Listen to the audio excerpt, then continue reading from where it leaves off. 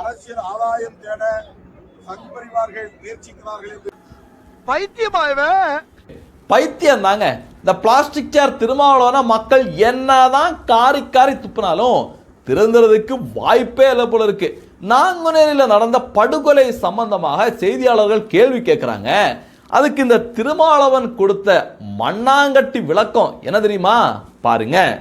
தென் மாவட்டங்களில் சாதியின் பேரால் வன்முறை வெறியாட்டத்தை தூண்டிவிட்டு அரசியல் ஆதாயம் தேட சங் பரிவார்கள் முயற்சிக்கிறார்கள் என்று ஏற்கனவே தகவல்கள் வெளியாகி இருக்கின்றன. அதற்கு ஒத்திகையோ இந்த செயல் என்று என்ன தோன்றுகிறது? எவ்வளவு கேவலமான ஸ்டேட்மெண்ட் பாத்தீங்களா? அப்படியே அறிவாலய கக்கூசில் உட்கார்ந்து இந்த ஸ்டேட்மெண்ட்டை யோசிச்ச மாதிரியே இருக்கு. இன்னும் சொல்ல போனா இந்த திருமாவளவனை போன்ற ஆட்கள் அவங்க வீட்டு பாத்ரூம்ல தண்ணி வரலனா கூட அதுக்கு RSS தான் காரணம், பிஜேபி தான் காரணம் அப்படின்னு சொல்லிடுவாங்க போல இருக்கு. நாங்குநேரில் நடந்த இந்த படுகொலைக்கு RSS காரணம், பிஜேபி காரணம்னு சொல்ற திருமாவளவன்ட்ட நான் என்ன கேட்கிறேன் அப்படின்னா, சரி இதுக்கு பிஜேபி RSS காரணம்னு சொல்றீங்க, தமிழகத்துல இந்த 2 மாசத்துல எவ்வளவு கொலைகள் தெரியுமா நடந்திருக்கு?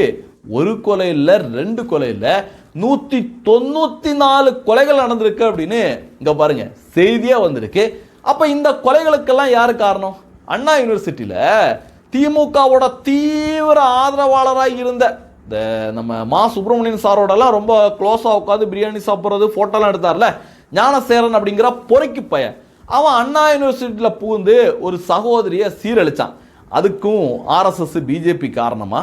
வேங்கவேல் தண்ணீர் தொட்டியில மலத்தை கலந்துருக்காங்க திருமாவளவன் சார், இதுக்கெல்லாம் பிஜேபி RSS தான் காரணமா? ஏன்னா தமிழகத்தோட சட்டம் ஒழுங்கு அகல பாதாளத்தில் போயிருக்கு. எங்க பார்த்தாலும் போதைப் பொருட்கள், எங்க பார்த்தாலும் பெண்களுக்கு எதிரான வன்முறைகள், எங்க பார்த்தாலும் கொலைன்னு தொடர்ந்து நரக சுடுகாடா தமிழகம் மாறிட்டு இருக்கு.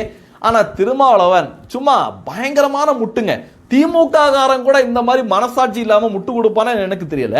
அந்த அளவுக்கு படு கேவலமா திருமாவளவன் இறங்கியிருக்காப்புல. அதுலயும் பாத்தீங்கன்னா நாங்குநேரி சம்பவத்துல பாதிக்கப்பட்டவர்கள் பெரும்பாலானோர் யாருன்னு பாத்தீங்கன்னா விளிம்பு நிலை மக்கள். அவங்களுக்காக நான் கட்சி நடத்துறேன், நான் இவங்களுக்காக தான் கட்சி நடத்துறேன் அப்படின்னு சொல்ற திருமாவளவன் இந்த பிரச்சனை நடந்த உடனே அங்க ஸ்பாட்டுக்கு ஓடோடி போயிருக்கணுமா வேணாமா? ஆனா திருமாவளவன் போகல. அவர் என்ன தெரியுமா பண்ணிக்கிட்டு இருந்தாரு? நான் இஸ்ரேலை எதிர்க்கிறேன், அமெரிக்காவை எதிர்க்கிறேன், ஏய் அமெரிக்க ஏகாதிபத்தியமே அப்படின்னு ட்ரம்ப் யாரையாது செவிலில் ஓடு அப்படின்னு தள்ளி விட்டுருவாங்க, யாருனே தெரியாது. இங்க உட்காந்து அதற்கு நான் கம்பு சுத்துறேன், ஈரான்ல பிரச்சனை, இங்க பிரச்சனை அப்படின்னு உருட்டிட்டு இருக்காங்க.